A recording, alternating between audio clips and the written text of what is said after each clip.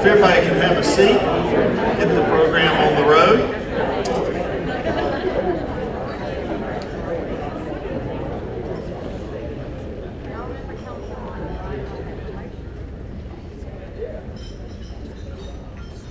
As you're moving towards your chairs, I just want to, there's one special recognition, it's not in our program, that is worth observing this morning.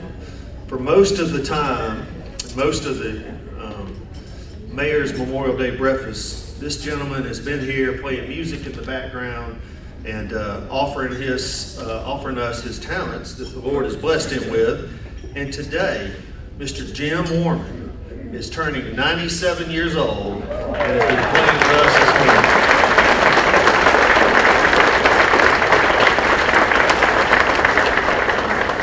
Thank you, Jim. Thank you for not only your talents and your gifts, but your great smile that you always have. We appreciate you being here.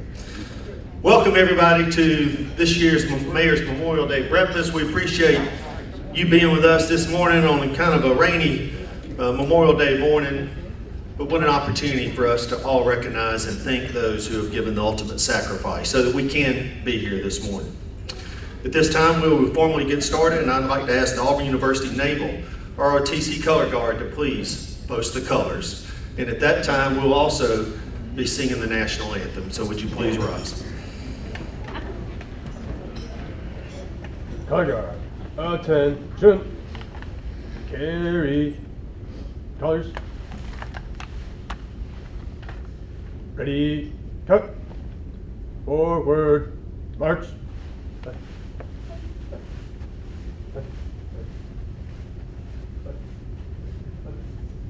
Color guard, halt.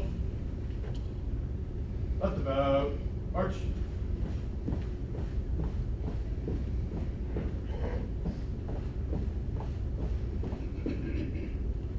Present, colors.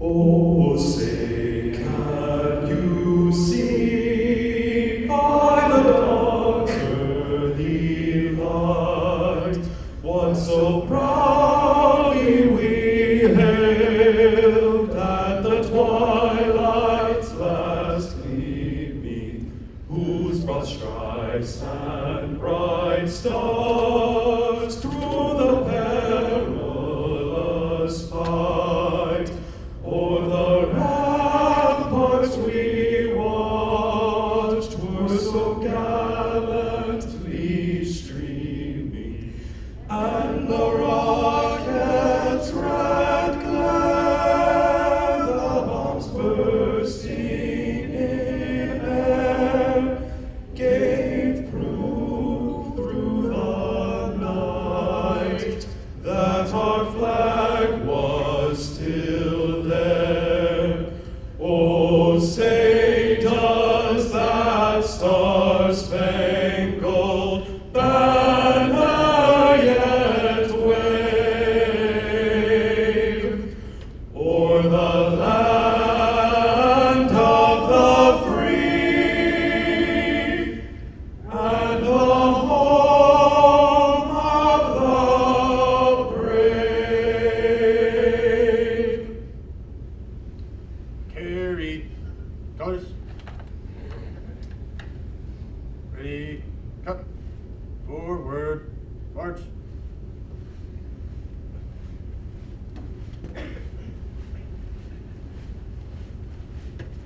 Color.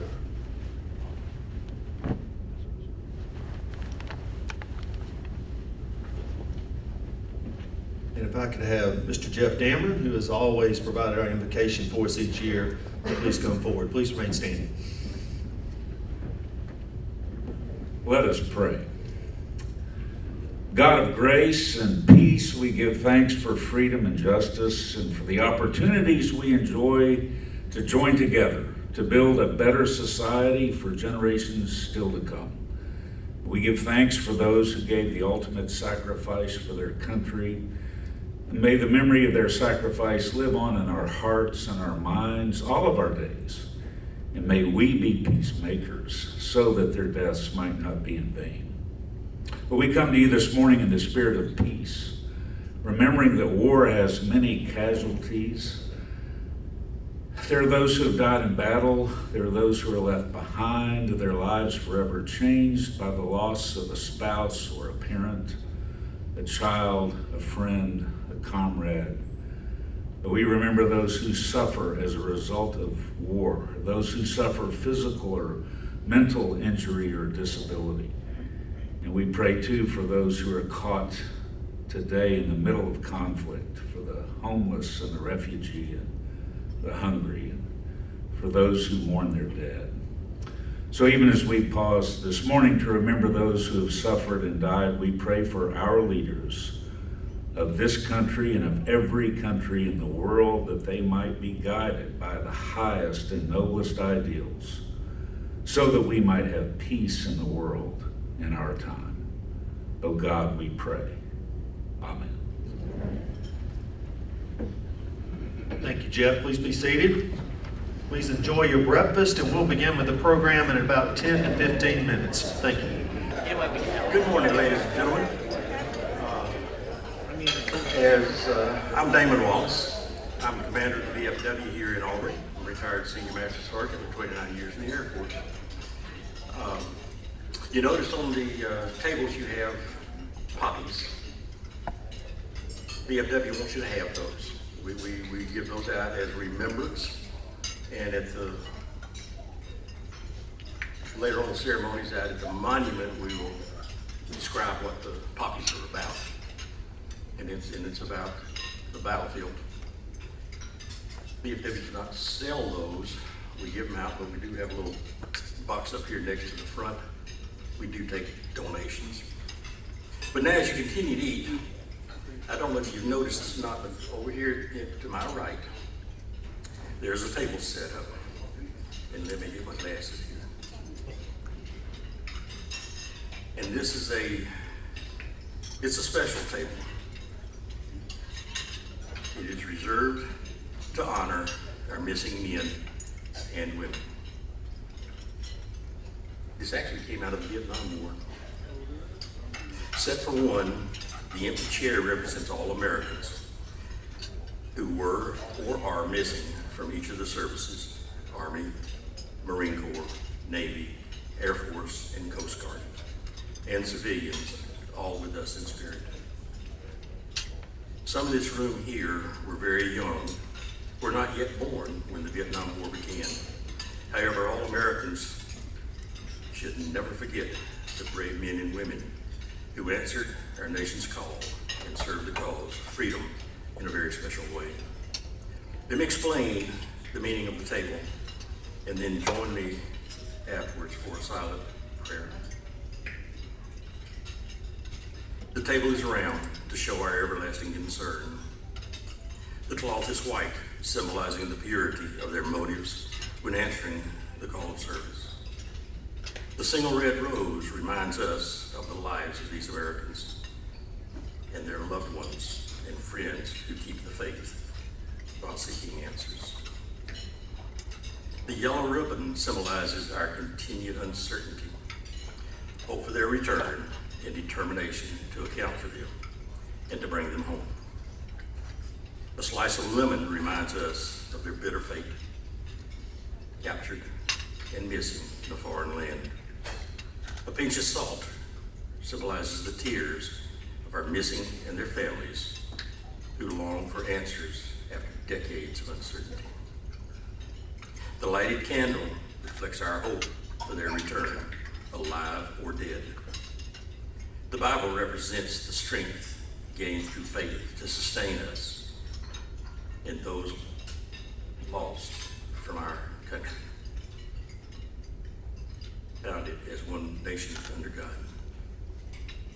The glass is inverted and the cup is inverted to symbolize their inability to share a toast. The chair is empty. They are missing. Let us now raise our glass in a toast to honor the American POW MIAs and others unaccounted for, to the success of our efforts to account for them, and to the safety of all who are serving our nation.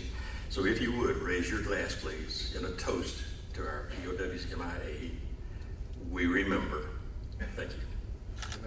I am going to comment too after that, and thank you for your patience. But there is, some of you may not be aware, but they are still recovering remains from around the world, and they're bringing them home.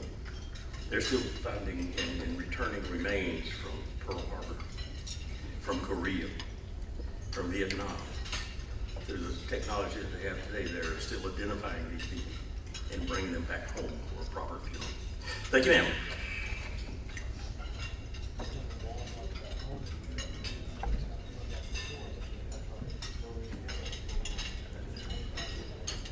Please continue with your breakfast, and thank you, Damon, for those very poignant reminders of what this day is all about. Good morning, everyone, and it's my honor to officially welcome you to the Mayor's Memorial Day breakfast. I appreciate everybody dedicating their time to be here on this important morning. I want to recognize some very special guests we have here with us today. Auburn University President Dr. Chris Roberts and his wife Tracy, thank y'all for taking time to be here with us today. Thank you for your leadership and your recognition of veterans in our military at Auburn University. I want to recognize Board of Trustees member Bob Dumas. Thank you, Brother Bob, for being with us today. Our Senator, Randy Price. Thank you, Randy, for being here. And thank you for your wife, our Revenue Commissioner, Oline Price. Our Sheriff is here, and he looks like he's playing hurt, but we're glad to have you, Sheriff Jay Jones. Be careful turning around. I don't want you to make it worse. From Auburn City Council, we have Tyler Adams, Sonny Moorman, and Beth Witt. Thank all the three of y'all for being here this morning and joining us today. Today we gather to remember those who have given their all, those who have laid down themselves in true self-sacrifice for the greater good, those who have served with dignity and distinction. Today marks the 24th year we have gathered for the Mayor's Memorial Day breakfast.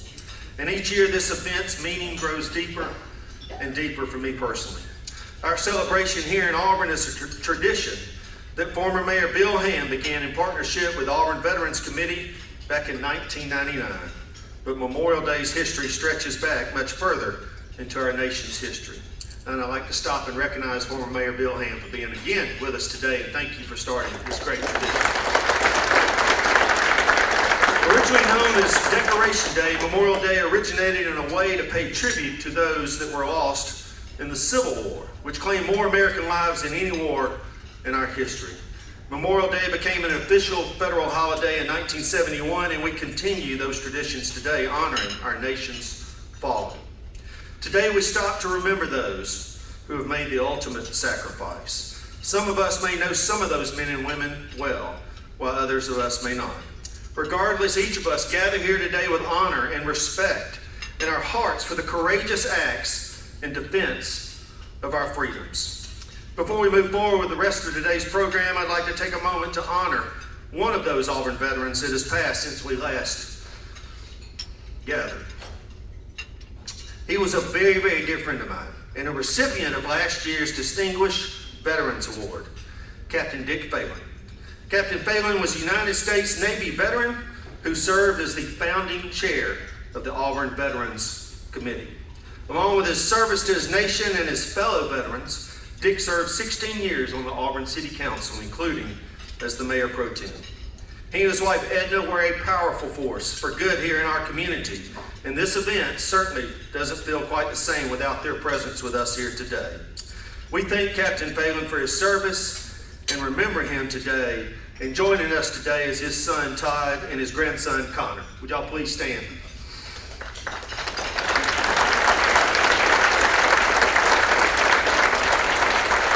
Thank you guys. Thank y'all for being here. While this is a day to remember those who gave their lives in defense of our freedoms, we also take time this Memorial Day to honor those who have served and are currently serving in the United States military. As part of this tradition, I am proud to announce the recipients of this year's Distinguished Veteran and Heroes Remembered Awards. Both awards were created to recognize veterans with ties to the Auburn family who have served our country well. Our 2024 hero remembered is Major David Miller. He was an Auburn University graduate who served 13 years in the Marine Corps. A skilled pilot, Miller flew helicopters and rounded off his military career as a pilot in the Marine Helicopter Squadron 1. Yes, that is the group that transports the president. Thank you to his wife, Maureen Fitzgerald, for joining us here today. Thank you, Maureen.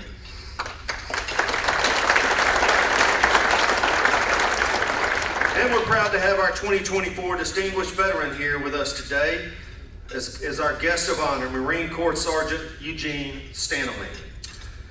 Sergeant Stanley served 3 years in the Marine Corps before beginning a long-time career of economics here at Auburn University. A former president of both the Auburn University Senate and the Auburn City Council. You are a glutton for punishment, Dr. Stanley. Stanley has served his community and nation in so many ways, and we're honored to have you here today. And you'll learn and hear from both of these families a little bit later in the program.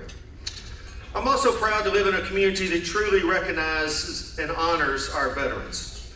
On that note, I'd like to highlight an exciting addition to the way our city staff seeks to make an impact on the veterans' lives right here in Auburn. Earlier this year, the City of Auburn's Industrial Development Board and our Workforce Development Team began the city's Career Skills Program, a partnership with Fort Moore and the United States Army Transition Assistance Program. This program helps veterans who are retiring or leaving the military transition back to civilian life by connecting them with internships and careers with Auburn's industries. Here with us today from Fort Moore representing the Transition Assistance Program team is Mr. Eddie Perez, who is the Transition Services Manager for Fort Moore. Mr. Perez has over 45 years of federal service, including serving 22 years of active duty in the United States Army. Thank you to Mr. Perez and his entire team, as they have been a critical component of our partnership with Fort Moore and our Career Skills Program. Mr. Perez and your team, if you are here, would you please raise your hand? Stand for us. Yeah, thank y'all.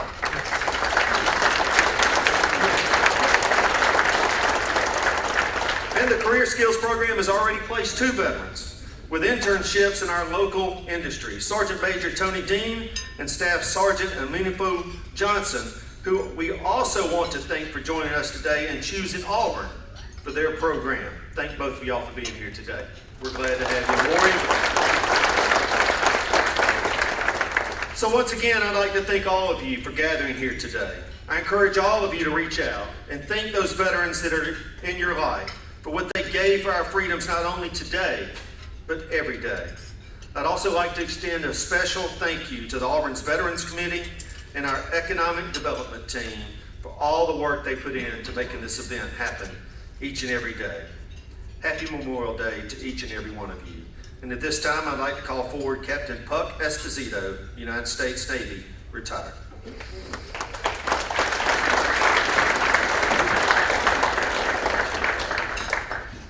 All right, good morning, everybody. For those who I haven't had the privilege of meeting, my name is Puck Esposito, and I have the distinct privilege of being the director of the Veterans Resource Center at Auburn University and also a member of the Veterans Council here for the City of Auburn. Before I get to what I'm at, I'd like to say a few thank yous, Mr. Mayor. Thank you again for hosting this every year. It's fantastic. It means a lot and it affects the community. And if anybody ever forgets that, just take a look around and see the numbers that we do every year. So it's very important to us. It's important to the veteran community in the city to make that connection. So thank you for hosting this every year. I'd also like to thank a few individuals in here who have seen it fit, despite my subpar performance and poor attitude, to not fire me this year. So I'd like to thank Dr. Roberts, Ms. Roberts, and AVP Corey Edwards, not only for being here, for allowing me another year of the buffoonery that I do all the time.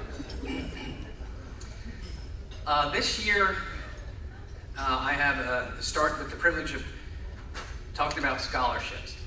Scholarships through the city to veterans has been going on for a while, and it's really based on a lot of the efforts of people who are still in this room, people who are no longer with us, the Lamara family. It goes as far back as well before I was here. So thanks to the efforts of all of you and those people before us, this year we were able to hand out 15 scholarships of $2,500 each.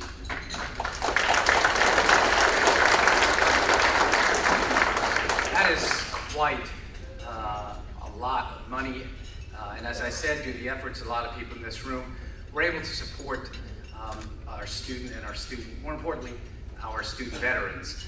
I can't think of a better way to honor Memorial Day or recognize Memorial Day than present these scholarships, simply because we here and the people who help us with those scholarships are helping support the next generation of warrior. And they will serve in their honor, I guarantee it. I see them every day. So rest assured that it is going to a good cause and much needed. With us today are three of those warriors and recipients, and I'd like them to stand as I read out their name. First, we have Kat Abbott. Kat, where'd the hat? There you are. All right.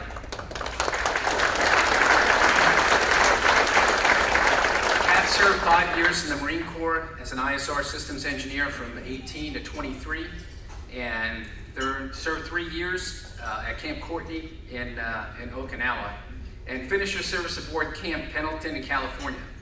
Kat is currently enrolled at the Samuel Ginn College of Engineering as a biosystems engineer specializing in pre-forestry. So congratulations, Kat.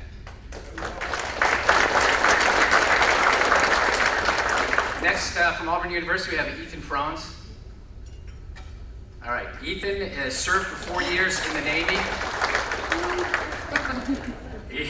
As an aviation ordnanceman on board the USS Nimitz during Operation Inherent Resolve during 2015 to 2019.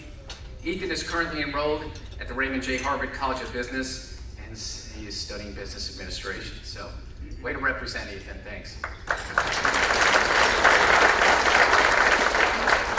With him, I see Rosario Thomas. He is a version of me at Southern Union, so thank you for coming as always, Rosario. And with him today is the scholarship that we jointly serve with Southern Union. And the recipient from Southern Union this year is Sergeant Jordan Best.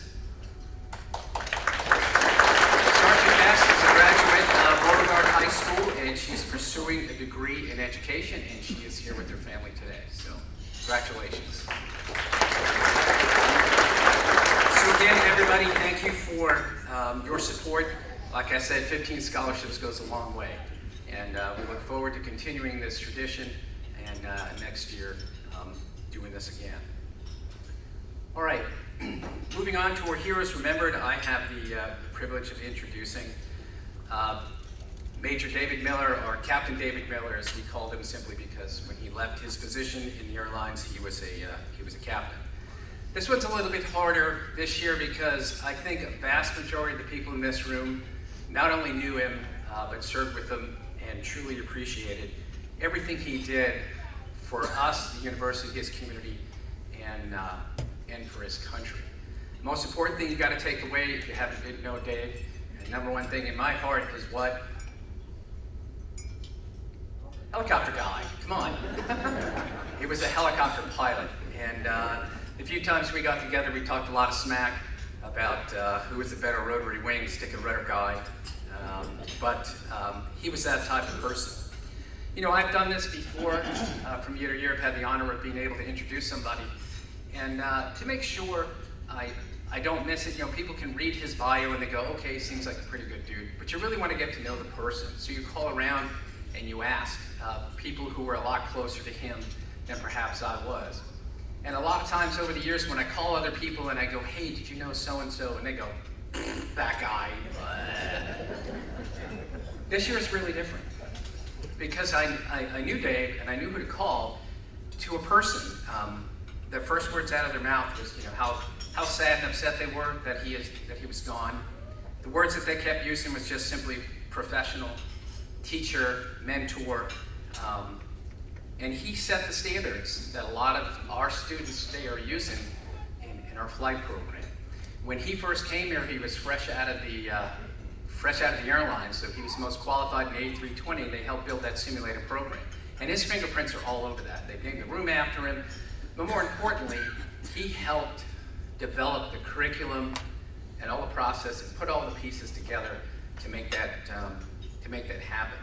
The students loved him, and there was no doubt that he is truly missed and was a big part of this university. I know Carl, I didn't know if he was here. Carl Thompson, is he here? Nope, I didn't ask him, so too bad, I could use his name. I talked to Carl for a while, who worked closely with him, and he gave me the best quote out of anybody I had spoken to. And we talked a lot about the curriculum that he and Dave helped write, and he said, look, when he got here, I just had a black and white program, and Dave just added all the color to it. And he set the standard. And that's what last thing Carl said to me the other day when we were talking. So that was the message I wanted to convey to all of you, that that is the person that we're honoring today. He was a man of faith and family and honor and service, and it's my pleasure to introduce the video for this year's Hero Remember.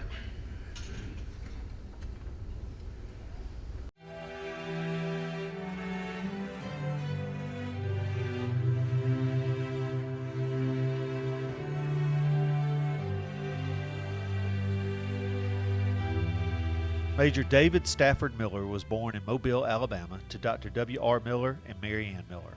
He grew up in Auburn, where his father taught in the veterinary school at Auburn University. Miller's first true love was flying. He caught the bug at the age of 3 while flying on the lap of his crop-dusting neighbor. This love followed him to college, and he graduated from Auburn University in 1977 with a degree in aviation management. After graduation, Miller was commissioned in the United States Marine Corps and slated to fly helicopters. He served as a flight instructor at Naval Air Station in Pensacola, Florida, before going to Camp Lejeune. There, he flew helicopters on military aircraft carriers all over the world. His passport was completely full from traveling thousands of miles to the Middle East, Africa, and beyond. His final position with the Marine Corps was a member of Marine Helicopter Squadron 1, or HMX-1, where he was responsible for the helicopter transport of the President of the United States. He left the Marines in 1990, having earned the rank of Major. His love of flying led to a career with American Airlines, where he flew for 29 years. He flew the Boeing 727, Super 80, Boeing 747, Boeing 757, Airbus 319, 320, and 321. He safely shuttled millions of passengers all over the U.S., Canada, Central and South America, and Europe. This is it. 29 years. What, Dave? One last flight. One last flight doing what? Up the American Oh my God, American Airlines. It's been good, people. It's been good. Okay, last flight. See ya. After his retirement in September of 2019, Miller was recruited by his alma mater to teach in Auburn University's School of Aviation. There, he shared his skills with students by managing the Airbus A320 flight simulator. This move took him full circle, returning to his humble beginnings in Auburn, where he took his first solo flight as a teenager. David was a natural teacher. He loved sharing his knowledge and his real-life experience as an airline pilot. While his career has led him all over the world, his favorite job was training the next generation of pilots and helping make their dreams come true. In 2022, Miller was diagnosed with a malignant glioblastoma brain tumor. He faced the terminal diagnosis with grace and courage, continuing to inspire others with his positive spirit and dedication. Surrounded by loved ones, including his wife, Maureen Fitzgerald, and his 3 children, Miller peacefully departed this world in December 2022, leaving behind a legacy of selflessness and resilience. 3 weeks before his passing, Auburn University renamed and dedicated the Flight Simulator Bay in the Delta Building in honor of Miller. His name is now permanently displayed there. We honor Miller for the outstanding major and leader he was. For all these reasons, we are proud to honor him as the 2024 Hero Remembered.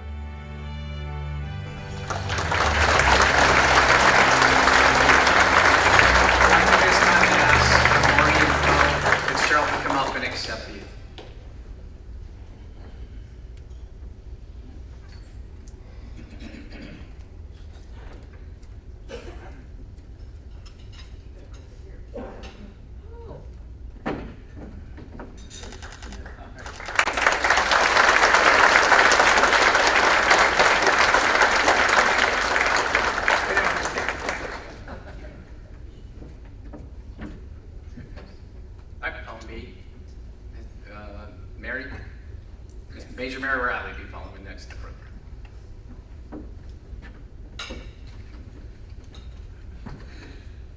Good morning, Mayor Anders, all of our distinguished guests, and most importantly, all the members of the Auburn community that are here today. I am here this morning. You're probably wondering if you've been coming here for years. You're probably thinking, Sam Nichols, he looks a little bit different this year. He's a little younger, maybe a little bit, hopefully prettier. For those of you who haven't, you're probably thinking, who is a school teacher up here giving us this speech today, and why is she introducing our guest speaker? So I wanted to take a small moment to introduce myself. My name is Mary Riley. I'm a retired U.S. Army aviation. And until Puck was speaking a few minutes ago, I didn't realize we had a theme going on here. I'm also a helicopter pilot. So,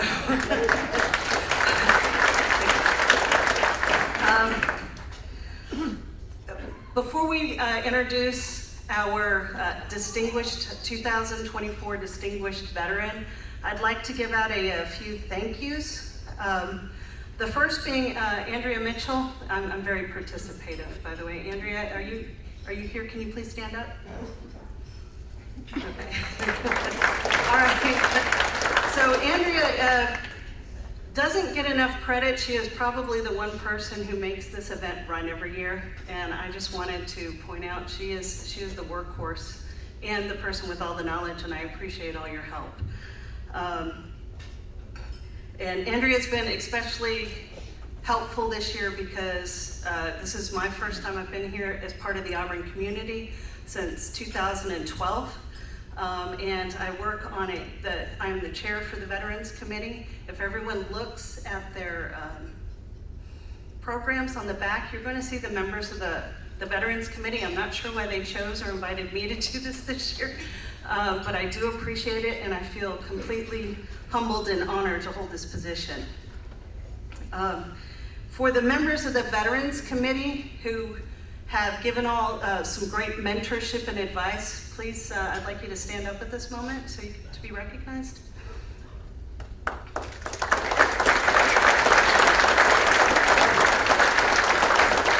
In addition to the committee, we also have a lot of ex officio members. If you're an officer or member of a veterans organization who's here in Auburn, please stand up.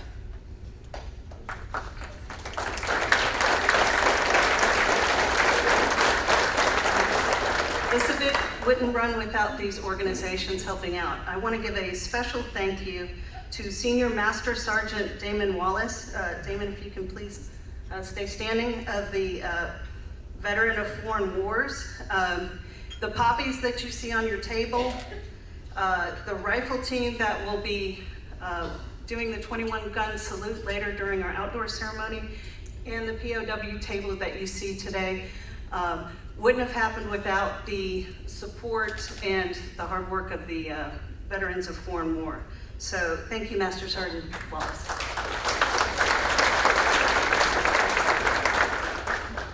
I'd also like to thank Cynthia Bean, who has helped out this year. She's worked with the families, given a lot of her own time to make sure that we have the videos for our Heroes Remembered and our Distinguished Veteran. And finally, I wanted to talk about the Veterans Committee. This year, we have given the theme, our veterans that we have that we're recognizing this year are not only veterans who served honorably in the military, but they're also veterans who took their military experience and brought it back here to the Auburn community. And I thought it was important to highlight all the great work that they've done, not only for the military, but they've brought that back to the community itself. Many members in here have started off in the Auburn community, maybe some haven't, and then have gone in the military, traveled all over the world, and actually come back to the Auburn community and brought those ideals and values to the Auburn community. It's one of the things I love about living in this city. So I'd like to also recognize some people who have come back to the community, who've been in the active duty military. If there's a Captain Joe Farrow and his family, if you could please stand up. So we have an active duty naval officer here with his family, coming back to visit the Auburn community. And I'd also like to recognize a student in the Auburn High School. So every year we have a blue and gold officer. Sam Nickel is our blue officer. Tony Benitez is the one that does this for the United States Military Academy. As a West Point graduate myself, I wanted to explain a little bit about what it takes to get into one of these academies. It's not a normal college application. You have to do an admissions process just like you would for a normal college. But in addition to that, you're signing up for the next at least usually about 10 years, maybe 9 to 10 years. You have to take a physical fitness exam. You have had to show that you have leadership positions in both the community and the high school. You have to write an essay, and you also have to get a nomination. You have to get it from the senator, House of Representative, Vice President, or President. Without that nomination, you can't gain admission to one of these military academies. So it's a pretty rigorous process. And they can't just give these nominations to anybody. They have a finite amount that they can have. And I just wanted to take a moment to explain that before I recognize Grayson Wood. Okay.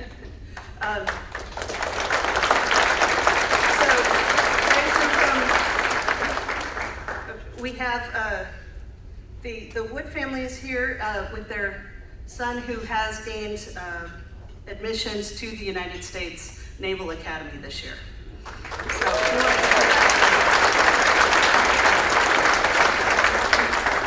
Also not mentioned here is Daniel Troy, who's also has gained admission to the United States Naval Academy.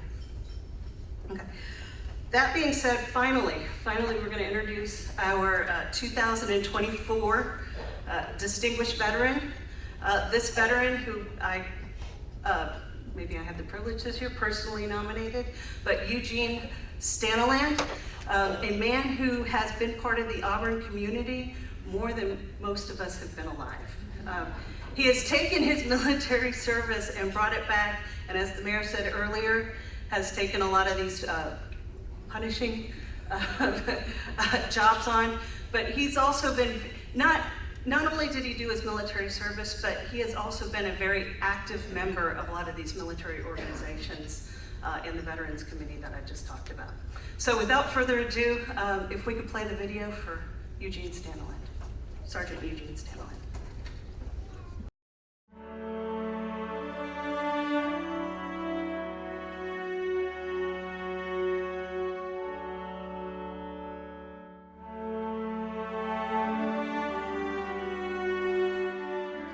Sergeant Eugene Edward Staniland was born on August 30th, 1934 in New York City.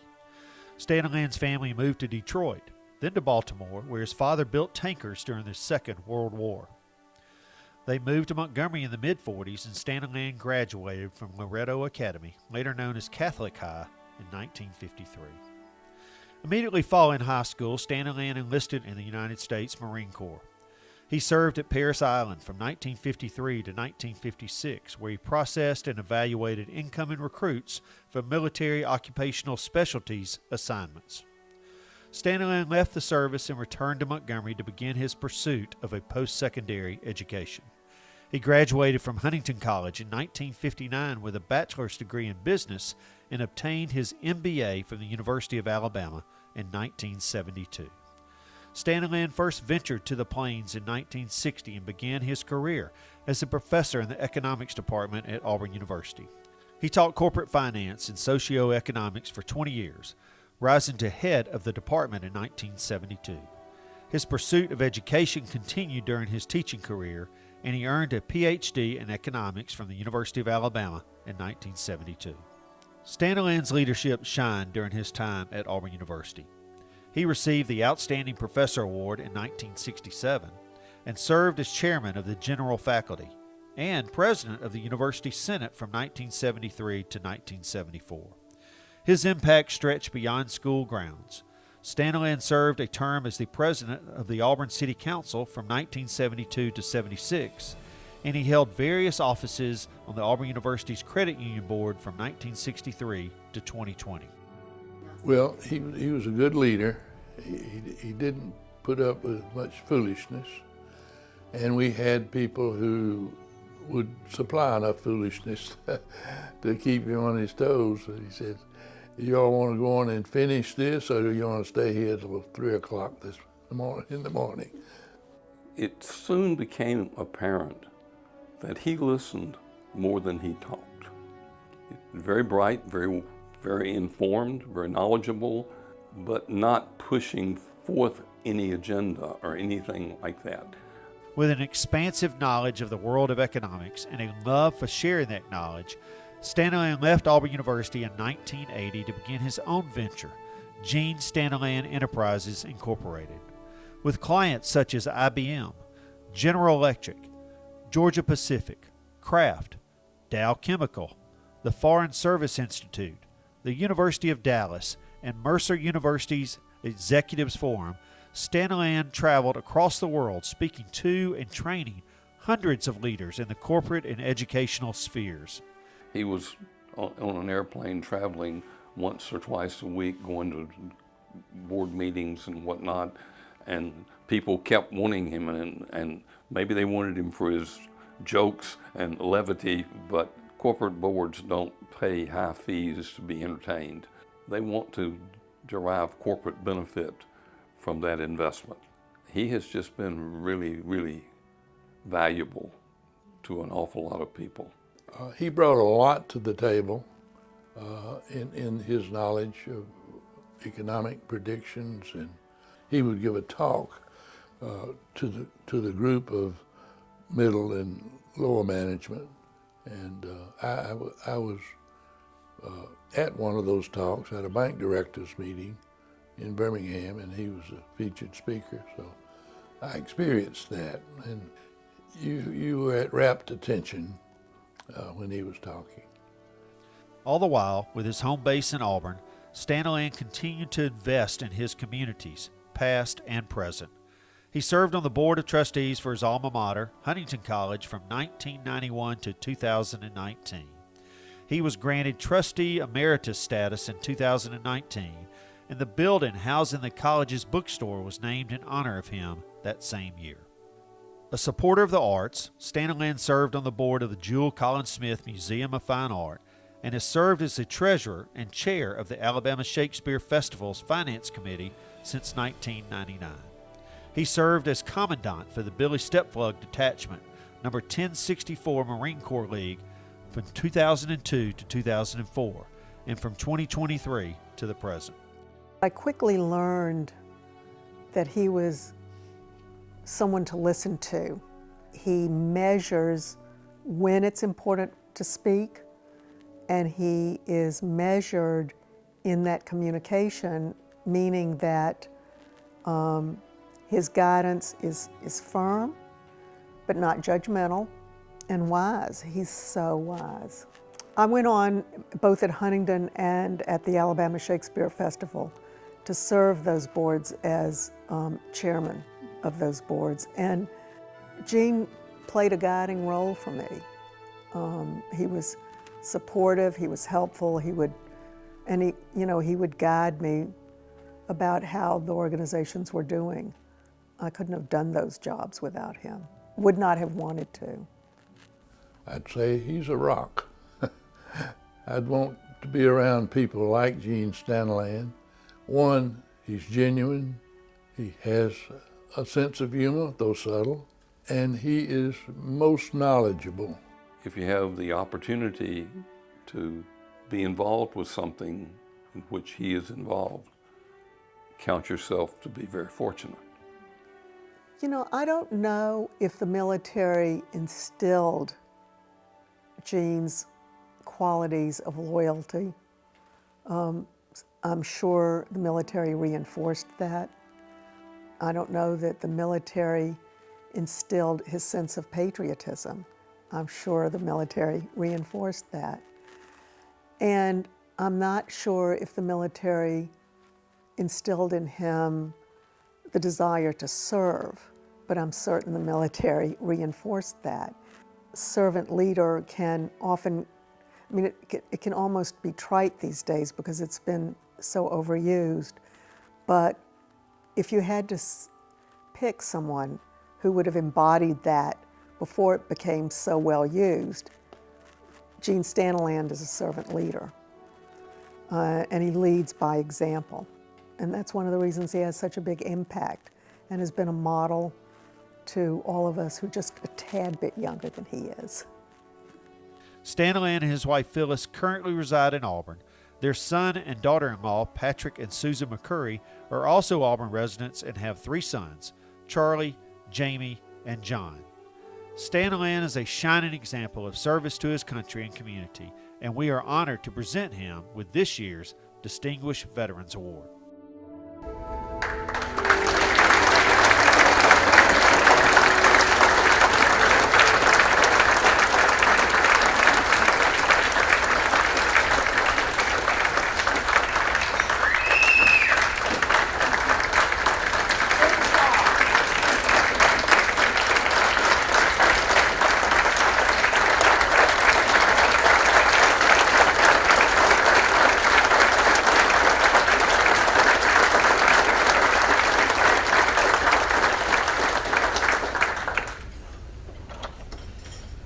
The only decent thing to do after an introduction like that would be to die.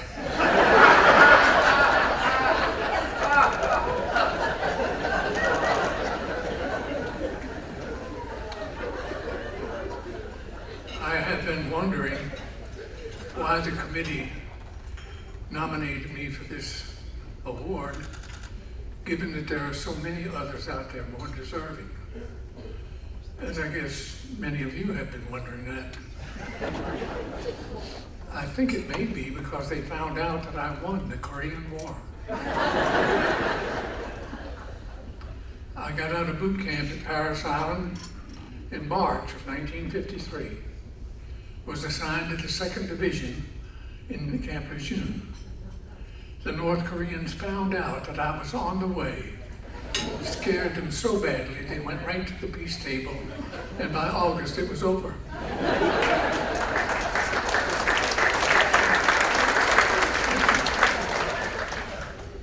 I started my teaching career here at Auburn in the economics department at university for the amazing salary of $4,400 a year.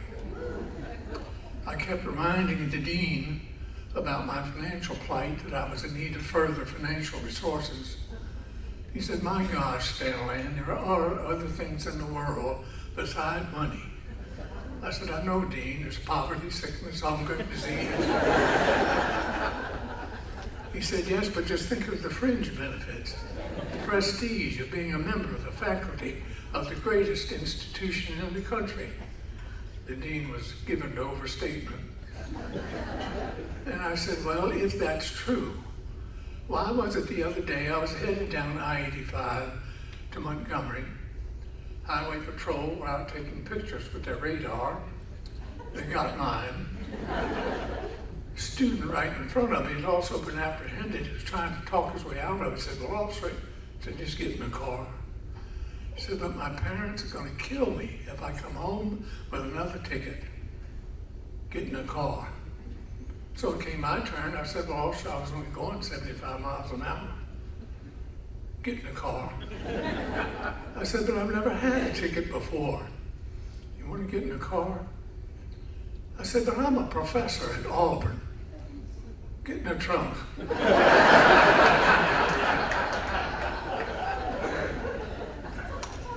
only thing I could figure is one of those Alabama people. Thus began my education about Alabama and Auburn jokes. Did you hear about the Auburn student who broke both arms raking leaves, fell out of the tree? Tornado went through Auburn the other day, did $3 million worth of improvements. And the Auburn people respond. Every year when the Auburn-Alabama football game is played, 2 or 3 weeks before this game, we get the students all ready to go to the game. We tell them, "Now look, you're representing Auburn University. We want you to behave yourself. We don't want any fighting, drinking, all that kind of thing. And for gosh sakes, whatever you do, if an Alabama student throws a pin at you, run away as fast as you can because he's got a hand grenade in his mouth.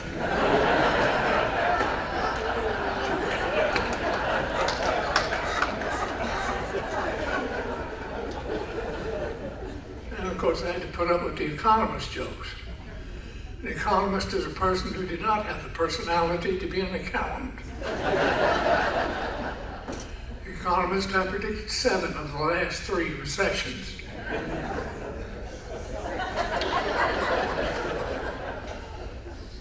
And of course I found that there were other costs to being an economist. You get on an airplane going somewhere. They said, what do you do? Well, I teach economics. Well, I spend the next hour and a half working. What's the Fed going to do with interest rates? What about the inflation? Found a solution for that problem. Get on the airplane now, they said, what do you do? I said, I'm a proctologist. Wouldn't even shake hands with me.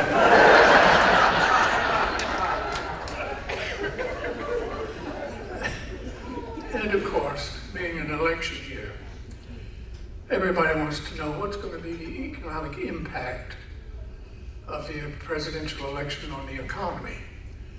And the answer to that is not much. Presidents get credit for or blame for whatever happens in the economy, whether they have anything to do with it or not. George Bush came to the presidency. 6 weeks into that, he got a 51% approval rating for his handling of the economy.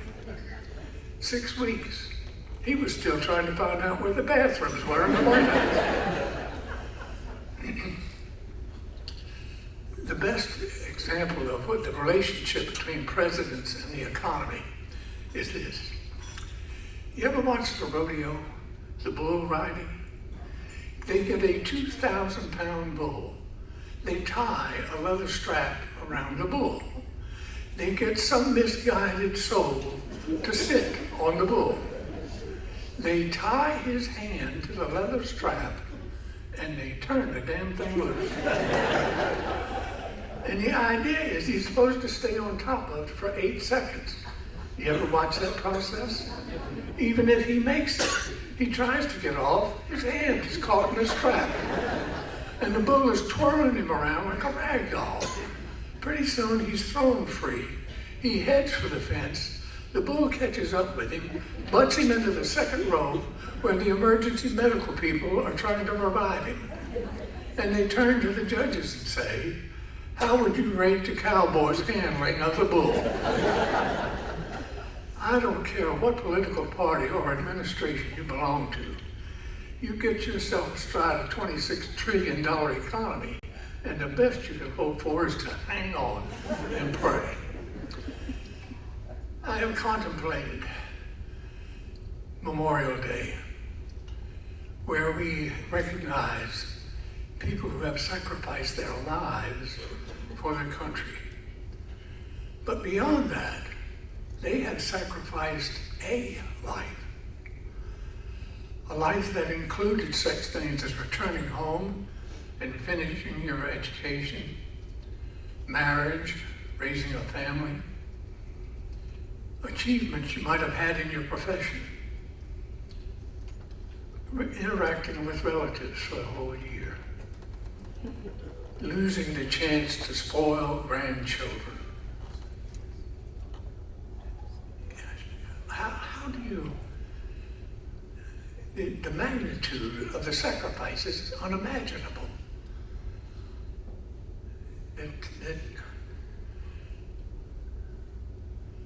Let me share a poem with you from a young man named Michael O'Donnell, a helicopter pilot in Vietnam. If you are able, save a place for them inside of you, and save one backward glance when you are leaving for the places they can no longer go. Be not ashamed to say you love them, though you may or may not have always. Take what they have left and what they have taught you with their dying, and keep it with your own. And in that time, when men decide and feel safe to call this war insane, take one moment to embrace those gentle heroes you left behind. God bless them all, and God bless the America they died for. Thank you.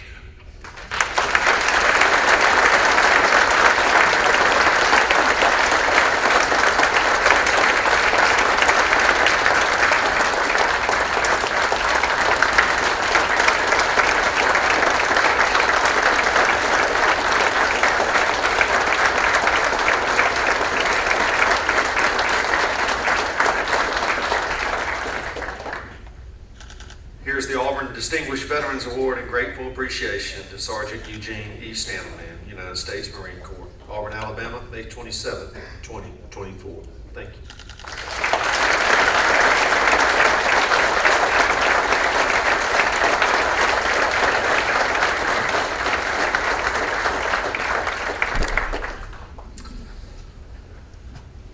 One of the other continued blessings we receive each year at this event is the outstanding work of Dr. William Powell and his group of talented young people from Auburn University. And at this time, the Auburn University Patriotic Quartet will sing a service medley and America the Beautiful. All current and former members of the U.S. Army, please stand for your anthem.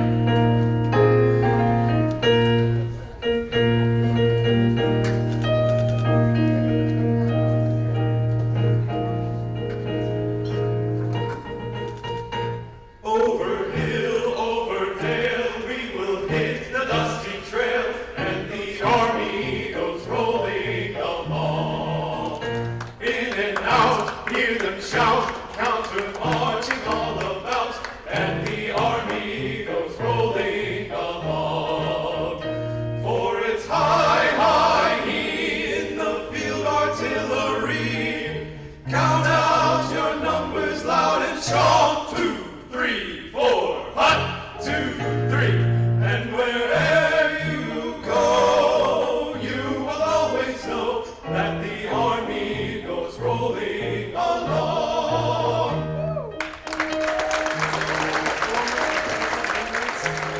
U.S. Navy, please stand up. Anchors aweigh, my boys, anchors aweigh.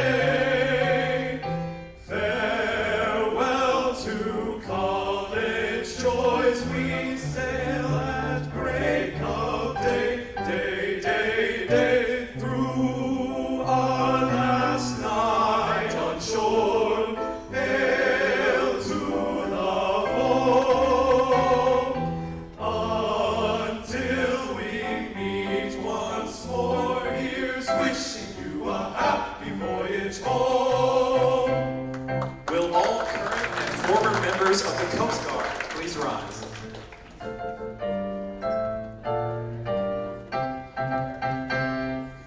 We're always ready for the call. We place our trust in thee. Through howling gale and shot and shell to win our victory. Semper Paratus is our guide, our pledge, our motto too. We're always ready to or die. Hey, Coast Guard, we fight for you. Will all current and former members of the United States Air Force please rise?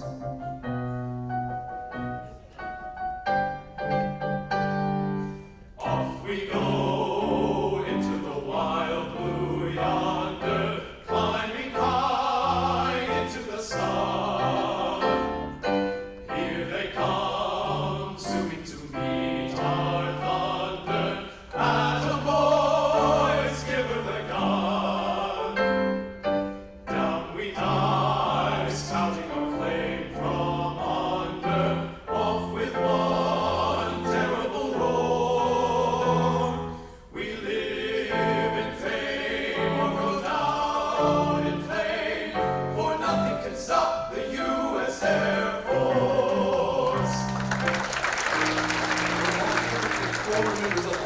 United States Marine Corps, please rise. From the halls of Montezuma to the shores of Tripoli, we will fight our country's battles in the air, on land and sea. First we fight for right and freedom, and to keep our honor clean. We are proud to claim the title of United States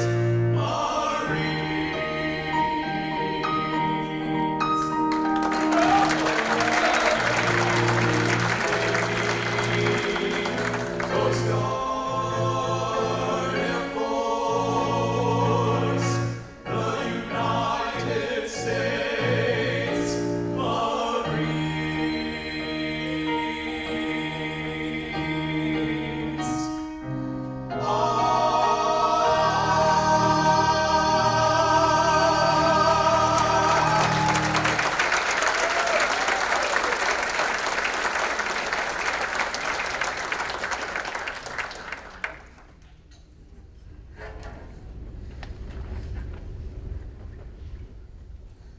Oh, beautiful for spacious skies, for amber waves of gray, for purple mountain majesties above the fruited plain. America,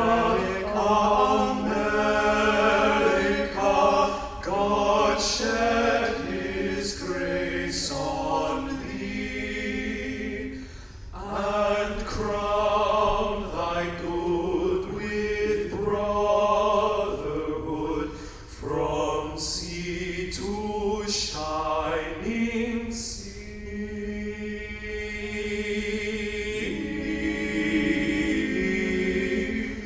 Crown thy good, from sea to shining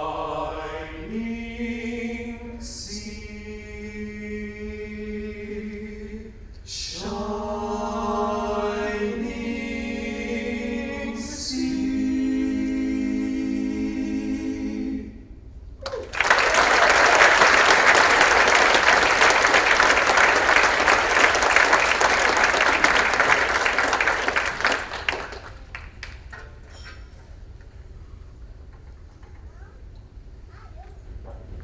Thank you, Dr. Powell, and thank you, gentlemen, and the Auburn University Patriotic Quartet. Thank you all for sharing your time with us here on Memorial Day.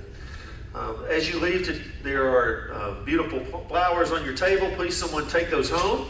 Do not leave those here, and enjoy those as part of our contribution to your presence here today. I do have one administrative duty I need to take care of real quick because we're in a little bit of an interesting time with our weather. Mr. Cummins, are we going to have outside? Okay, good. Well, thank all of you for being here today. Thank you for recognizing and remembering those who have given the ultimate sacrifice on behalf of our country that we can be here. And I invite all of you to please join us at the Veterans Memorial here in just a few minutes for the memorial wreath laying ceremony. Thank all of you. God bless America, and I appreciate your presence here today.